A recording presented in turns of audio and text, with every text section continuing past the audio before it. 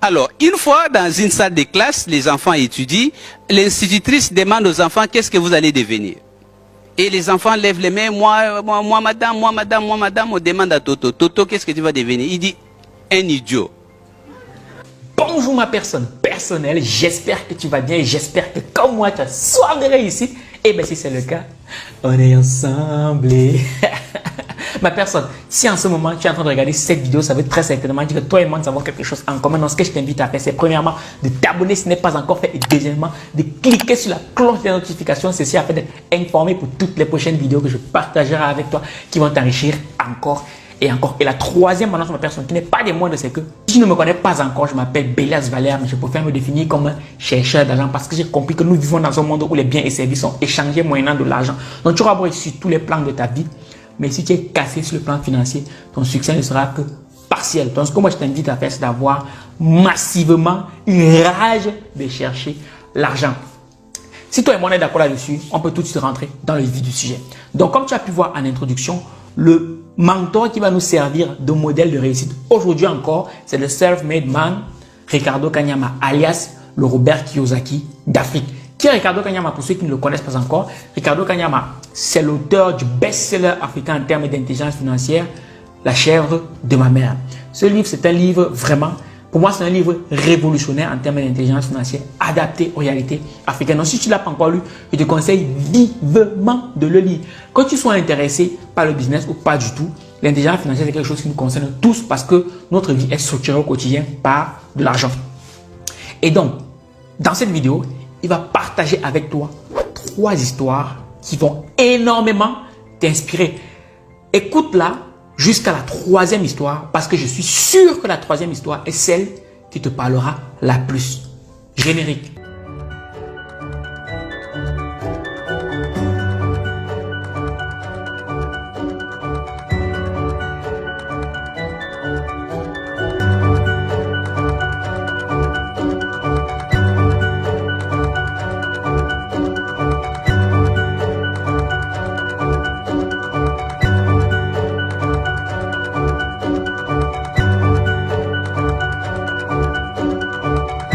Alors, une fois dans une salle de classe, les enfants étudient, l'institutrice demande aux enfants qu'est-ce que vous allez devenir.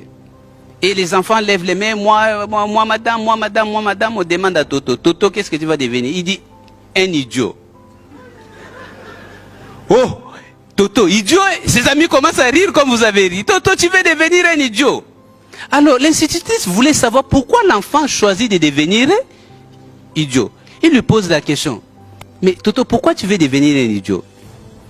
Toto, son père, c'est quelqu'un qui a beaucoup étudié, mais qui est un fonctionnaire qui ne gagne pas beaucoup.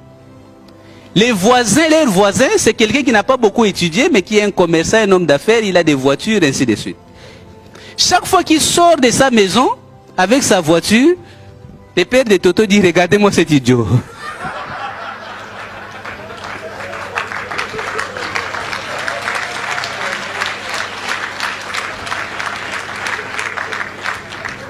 Il dit, regardez-moi cet idiot.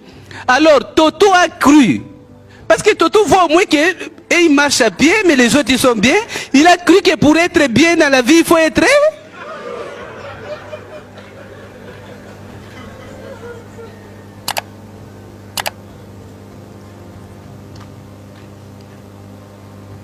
Les modèles jouent un rôle très important parce que les modèles nous permettent d'avoir l'intention profonde de devenir riche. J'aime beaucoup Kiyosaki. Et même on m'a surnommé le Kiyosaki d'Afrique. J'ai accepté parce que c'est devenu de vous.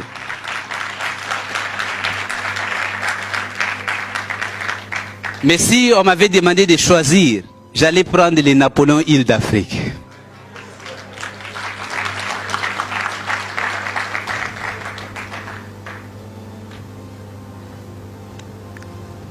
Je vais vous expliquer ça rapidement parce que je parle de l'intention. N'oubliez pas, nous sommes au point 1. Le premier point, c'est l'intention. Kiyosaki n'est pas devenu riche uniquement à cause des affaires qu'il a fait dans sa vie. C'est pour ça que beaucoup de gens, ils lisent les livres de Kiyosaki, ils essayent de faire ce que Kiyosaki a dit et ils ne deviennent jamais riches. si vous voulez comprendre les raisons qui ont fait que Kiyosaki soit devenu riche, il faut étudier l'histoire, son histoire.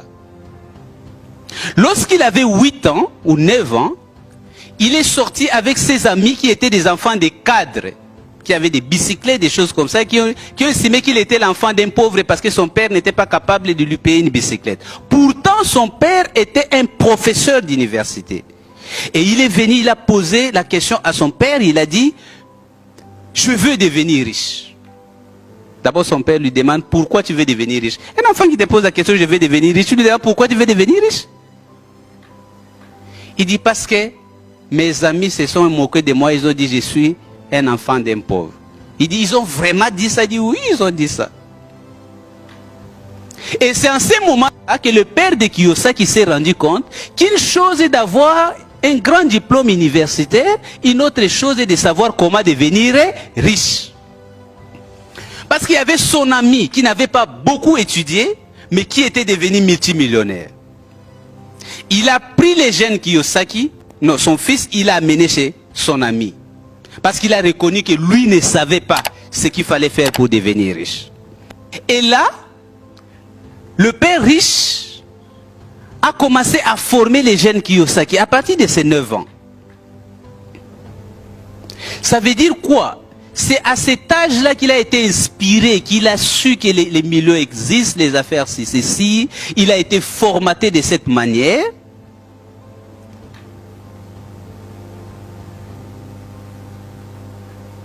Et vous savez, tout ce qui est dans notre environnement intérieur finit par s'extérioriser. Donc quand il devient adulte, il faut absolument que ce modèle qui est en lui puisse devenir sa réalité. L'univers va trouver toutes les voies possibles. Mais si vous êtes dans mon cas ou dans votre cas, vous venez apprendre cela à 25 ans, à 28 ans, à 30 ans. Est-ce que cette image de richesse est dans ton subconscient? Non. C'est pour ça que vous avez besoin de coaching, de reprogrammation totale. Ouais. Coach, c'est pas ça? Ma personne, la vérité c'est que les hommes avec grand H apprennent par référence. Donc, trouve-toi un modèle, trouve-toi un mentor, trouve-toi quelqu'un à qui tu souhaiterais ressembler plus tard. C'est très important de faire cet exercice parce que des fois, quand on voit des personnes aux réalisations extraordinaires de notre point de vue, on a l'impression que ce sont des personnes qui sont illuminées. On a l'impression que ça leur vient du ciel. On a l'impression qu'ils ont eu l'intuition, ils ont eu l'idée du ciel, alors qu'il n'y a rien de plus faux. En fait, avec le temps, depuis que je me suis trouvé des mentors, depuis que j'ai commencé à étudier leur vie, je me suis rendu compte qu'en fait, dans leur histoire, ils ont eux aussi eu un mentor. Ils se sont inspirés de ce mentor-là et ensuite, ils ont tellement bien copié à tel point qu'ils ont dépassé leur mentor. C'est de ça qu'il s'agit. On ne construit pas un empire qui vaut des milliards sur juste une intuition. C'est faux. D'abord, tu as des petits exemples, tu as des petits modèles, tu copies, mais en copiant, tu ajoutes ta petite touche d'originalité, tu prends un peu à gauche, tu prends un peu à droite, et après, ça donne quelque chose d'énorme au bout de 15 ans, 20 ans, 30 ans, 40 ans. Et après, les gens qui ne comprennent rien du tout au processus viendront te dire que tu es un illuminé, tu es un génie, tu as eu l'idée du siècle. Eh oui, l'histoire de Toto illustre très bien. L'histoire de Robert Kiyosaki illustre aussi très bien. Et tu peux regarder tous les mentors de ce monde, toutes les personnes influentes de ce monde, toutes disent la même chose. Elles ont eu un modèle de réussite. Elles ont eu un mentor. Elles ont eu un exemple qui les a inspirées à devenir les personnes qu'elles sont devenues aujourd'hui. C'est de ça qu'il s'agit. Ma personne, trouve-toi un mentor. Tu n'as pas besoin que ton mentor soit nécessairement dans ton environnement proche. Tu peux trouver un mentor, même sur Internet. Moi, en l'occurrence, j'en ai plusieurs dans des domaines différents. Et ce sont ces différents profils-là qui me permettent au quotidien de me construire. Je vous donne vraiment un exemple très pratique parce qu'il faut parfois on vous parle de manière pratique. Lorsque j'ai fini en philosophie, je ne me retrouve pas. Je demande aux gens, on nous dit non, mais il faut aller faire d'autres études. J'avais mon collègue avec qui on avait fait la philosophie. Il est allé faire l'informatique. 5 ans encore à l'université. Après ces 5 ans-là, je suis devenu millionnaire. J'ai donné une conférence pour dire, voici ce qu'il faut faire pour devenir millionnaire. Il était dans la salle. Après, il est venu me voir et dit, mon cher, tu as eu beaucoup de chance. J'ai dit, beaucoup de chance. Beaucoup de chance. Il dit, oui, mais tu as réussi, nous, on n'a pas réussi. J'ai dit, non, nous tous, nous avons réussi. Il dit, comment ça? Il dit, regarde, réussir, c'est atteindre son objectif, c'est pourquoi on a travaillé. Est-ce que tu acceptes que ton université me donne un diplôme en informatique? Il dit, non, mais tu n'as pas étudié l'informatique. Je dis, c'est ça. Tu es devenu ce que tu as étudié. Pendant ces 5 ans, tu as été en train d'étudier l'informatique pour devenir informaticien et tu veux obtenir $1 million. Est-ce que c'était ton objectif? Non. Alors je lui dis, tu sais là où tu as commis l'erreur? Il dit, oui, maintenant j'ai compris. Alors si tu veux devenir millionnaire, commence par fixer d'abord l'objectif maintenant. Que ton objectif c'est de devenir millionnaire. Comme tu avais fixé l'objectif de devenir informaticien, mais étudie aussi tous les jours comme tu as fait avec l'informatique. Vous voulez devenir des puissants investisseurs. Vous voulez devenir des grands entrepreneurs. Il faut d'abord que ce soit l'unique modèle de vie que vous rêvez. Comme l'a si bien dit Simon Ouedraogo, la pauvreté, c'est le manque d'information. Je répète, la pauvreté, c'est le manque d'information. Parce que si tu avais les bonnes informations en ce qui concerne l'argent, tes résultats financiers à ce jour seraient totalement différents. La vérité, c'est que beaucoup d'entre nous, on veut devenir riche. Oui, même s'il y en a qui maudissent la richesse en public, nous tous, on convoite la fortune en privé. Ça, c'est clair et précis. Maintenant, qu'est-ce qui va faire en sorte que certaines personnes deviennent riches et d'autres demeurent pauvres? Eh bien, c'est parce que beaucoup d'entre nous se trompent en ce qui concerne les informations qui vont les mener à la richesse. Pour beaucoup d'entre nous, nos informations en ce qui concerne l'enrichissement, d'où est-ce qu'on les tire? On les tire des personnes qui elles-mêmes ne sont pas riches, qui nous disent allez à l'école, ensuite vous allez avoir un bon diplôme et ce diplôme vous permettra de devenir hyper riche. Du coup, beaucoup d'entre nous se trompent d'école. On va à l'école conventionnelle en nourrissant le rêve selon lequel cette école-là nous permettra de devenir riche. Ce que moi je t'invite à faire dès aujourd'hui, si tu veux devenir riche, parce que même quand tu vas à l'école, c'est quelque part tu espères devenir riche. Va à l'école, c'est une bonne chose, mais n'oublie pas d'aller aussi à l'école des riches. Oui, c'est de ça qu'il s'agit, parce qu'on apprend à devenir riche auprès des riches. La plus belle femme du monde ne peut donner que ce qu'elle a. Va à l'école des riches, lis les livres des riches, assiste aux conférences des riches, suis les formations des riches qui t'inspirent bien évidemment. Ce n'est que comme ça que tu pourras devenir riche. Parce que les riches vont te donner les informations dont tu as besoin pour atteindre leur niveau. Parce que s'ils sont où ils sont, c'est qu'ils ont suivi le processus. Ils savent ce qu'il faut faire pour arriver à ce niveau-là. Entoure-toi des personnes riches. J'ai aimé l'exemple qu'un coach a donné. Il dit, à l'intérieur de nous, il y a 2 loups. Bon. Il a donné ça comme ça, je vous les donne. Il y a 2 loups. Il y a un loup noir et il y a un loup blanc. Les loups blancs disent, tu peux devenir riche, tu peux aller n'importe où, tu peux réaliser des grandes choses. Et les loups noirs disent, non, tu ne peux rien faire, c'est déjà tard, ton âge là, toi tu connais personne, toi tu es idiot, tout ça. Si les 2 loups se battent, quel est le loup qui va remporter?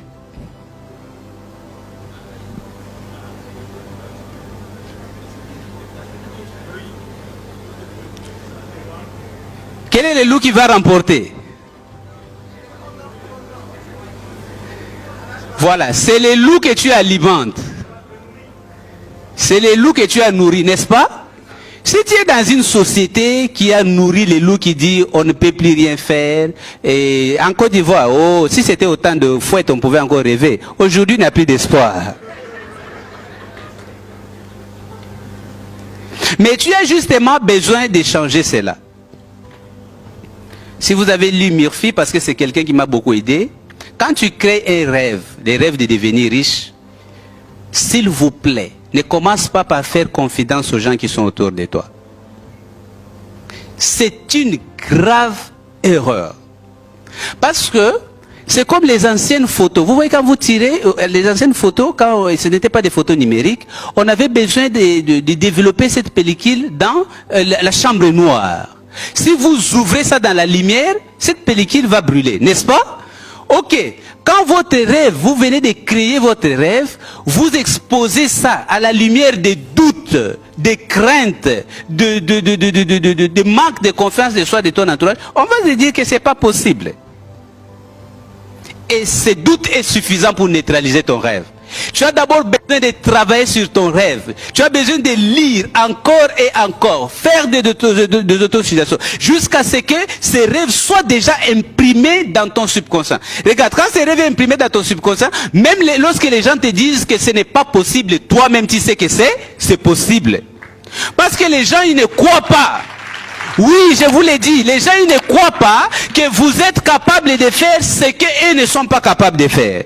Comment quelqu'un qui n'est jamais devenu riche peut croire que toi tu peux devenir riche? Il ne croira pas. Et même lorsque tu deviendras riche, il trouvera toujours des raisons pour dire à cause de son oncle qu'il a pistonné, ou peut-être que tu es tenté dans les sciences occultes.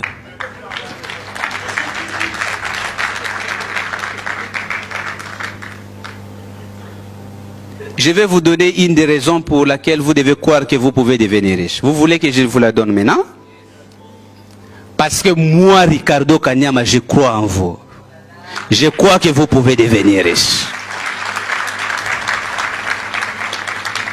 La vérité, c'est que, après avoir étudié la vie de plusieurs multimillionnaires qui m'inspirent au quotidien, et même des multimilliardaires, j'ai fait une remarque qui est toute simple, c'est que, en général, ils ont entre 5 et 7 ans pour atteindre ce qu'on appelle l'indépendance financière.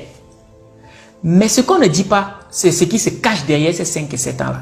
Parce que pendant ces 5 ans-là, c'est le doute, ce sont les insultes, ce sont les railleries, c'est la remise en question, ce sont des sacrifices, c'est beaucoup de choses négatives.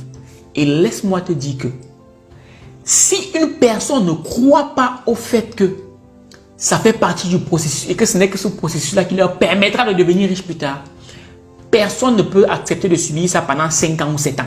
Personne. J'ai parlé de croyance.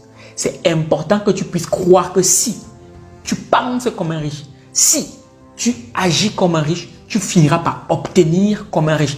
Tant et aussi longtemps que tu ne croiras pas en ce processus, tu ne poseras jamais les actes qu'il faut pour pouvoir devenir le type de personne à pouvoir générer des millions. Eh oui. Et ce qu'il y a de bien et de pas bien avec les croyances, c'est que tu crois, que tu ne crois pas, dans les deux cas, tu as raison. Que tu crois que tu peux devenir riche, ou que tu ne crois pas que tu peux devenir riche, que tu crois qu'en toi réside le potentiel de devenir quelqu'un qui sera multimillionnaire, ou que tu ne crois pas que c'est possible, dans les deux cas, tu as raison. Pourquoi est-ce que tu as raison? Eh bien parce que si tu ne crois pas, derrière, qu'est-ce qui va se passer? Tu vas te comporter comme quelqu'un qui ne croit pas. Et derrière, qu'est-ce qui va se passer? Tu ne deviendras pas riche. Alors qu'à l'inverse, si tu crois en tes moyens, si tu crois en la méthode, si tu crois au fait que l'univers est là pour te permettre de devenir le type de personne que tu souhaites devenir, tu vas agir en conséquence et derrière, tu vas obtenir comme les riches. Moi, je suis de ceux-là qui pensent que la vie te veut du bien. La vie nous veut du bien. Mais pour ça, il faut être prêt à écouter l'univers. Parce que l'univers veut absolument que tu puisses devenir cette personne-là qui va inspirer les autres autour de toi. Donc, tâche de penser comme un optimiste. Crois que tu peux le devenir. Et la croyance aussi, c'est quelque chose qui s'entretient. C'est pas que tu as dit que bon, hier j'ai cru, aujourd'hui je peux un peu me laisser aller. Non. Tu dois entretenir ta croyance parce que qui ne s'entretient pas se perd. Et comment est-ce qu'on entretient une croyance? C'est en fréquentant le type de personnes qui ont les mêmes croyances que nous. C'est aussi simple que ça. Si tu ne peux pas te rapprocher de ce type de personnes, lis leurs livres, ça va entretenir ta croyance. C'est pour ça que moi au quotidien, je lis, je m'entoure des personnes qui ont déjà atteint les objectifs que je souhaite atteindre.